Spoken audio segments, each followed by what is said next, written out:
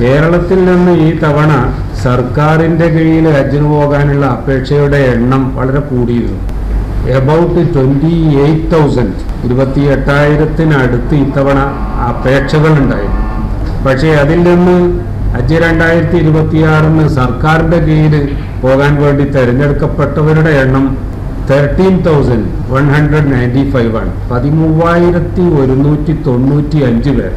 ഈ 13,195 പേരിൽ 7,943 പേർ നെടുമ്പാശ്ശേരി എംബാർക്കേഷനിൽ നിന്ന് പോകുമ്പോൾ 4,279 പേർ കണ്ണൂർ ഇപിയിൽ നിന്നാണ് അവരുടെ ഡിപ്പാർച്ചർ. കോഴിക്കോടിനെ സംബന്ധിച്ചിടത്തോളം കോഴിക്കോടിൻ്റെ ഹജ്ജ് ചരിത്രത്തിൽ ഏറ്റവും കുറവ് പിൽഗ്രിംസ് യാത്രയാകുന്ന ഒരു വർഷം കൂടിയാണ് ഇത്തവണ.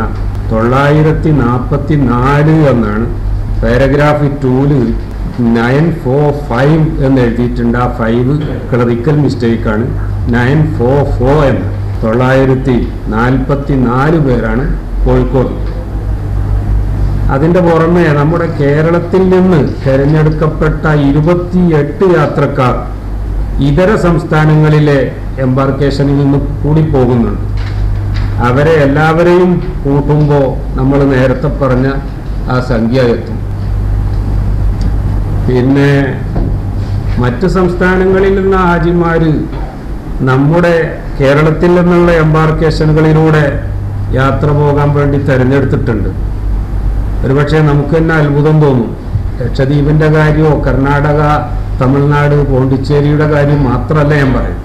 ഈ സമീപ പ്രദേശങ്ങളായ UT യൂണിയൻ ടെറിട്ടറീസോ അല്ലെങ്കിൽ നമ്മുടെ സംസ്ഥാനങ്ങളോ അവർക്ക് കൂടുതൽ സൗകര്യം കേരളത്തിൽ നിന്നുള്ളത് നമുക്കൊരു പക്ഷേ സമ്മതിക്കാം.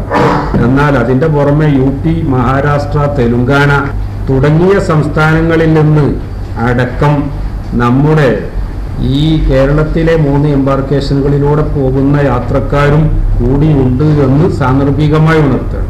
ഇനി നമുക്ക് വളരെ പ്രധാനമായിട്ട് ഇപ്പം പറയാനുള്ളത്, ഹജ്ജിൻ്റെ ഒരുക്കങ്ങളെല്ലാം വളരെ ഭംഗിയായി പൂർത്തീകരിക്കേണ്ട സ്ഥലത്ത് ഇപ്പം തന്നെ പൂർത്തിയായിട്ടുണ്ട്. നമുക്കറിയാം, ഞാൻ നേരത്തെ പറഞ്ഞതുപോലെ 30-ാം തീയതിയാണ് ഫസ്റ്റ് ഫ്ലൈറ്റ് കൊച്ചിയിൽ നിന്ന് പോകുന്നത്. അവിടെ എല്ലാ സൗകര്യങ്ങളും റെഡിയായി. 6-ാം തീയതിയാണ്, മെയ് 6-ാം തീയതിയാണ് കണ്ണൂരിൽ നിന്നുള്ള ഫസ്റ്റ് ഫ്ലൈറ്റ് പുറപ്പെടുന്നത്. അതുകൊണ്ട് തന്നെ അവിടെ അതിൻ്റെ സൗകര്യങ്ങളൊക്കെ പുരോഗമിച്ചു കൊണ്ടിരിക്കുകയാണ്. മെയ് 6-ാം തീയതി എന്ന് പറയുമ്പോൾ മെയ് 2-ാം തീയതി 3-ാം തീയതി ആകുമ്പോഴേക്ക് അവിടെയുള്ള സൗകര്യങ്ങളൊക്കെ പൂർത്തിയാവും.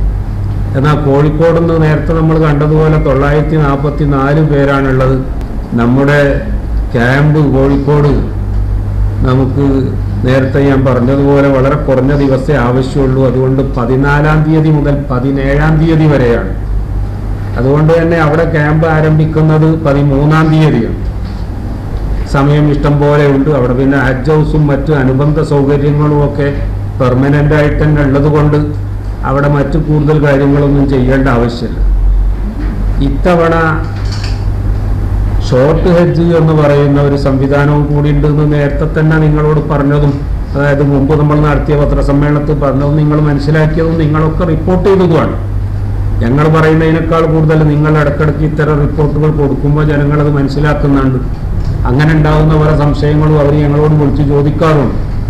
അപ്പോൾ ഈ തവണ ഷോർട്ട് ഹജ്ജ് ആരംഭിക്കുന്നത് നെടുമ്പാശ്ശേരിയിൽ നിന്ന് 17-ാം തീയതിയാണ്. 17, 18, 19 എന്നിങ്ങനെ 3 ദിവസങ്ങളിൽ ഷോർട്ട് ഹജ്ജിന് ഇത്തവണ 25 ദിവസമാണ് എടുക്കുന്നത്.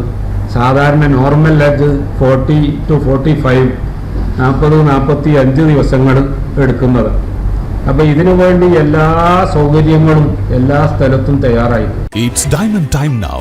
Safa Golden Diamonds അവതരിപ്പിക്കുന്നു മിൻസ് ഡയമണ്ട് എക്സിബിഷൻ ആൻഡ് സെയിൽ.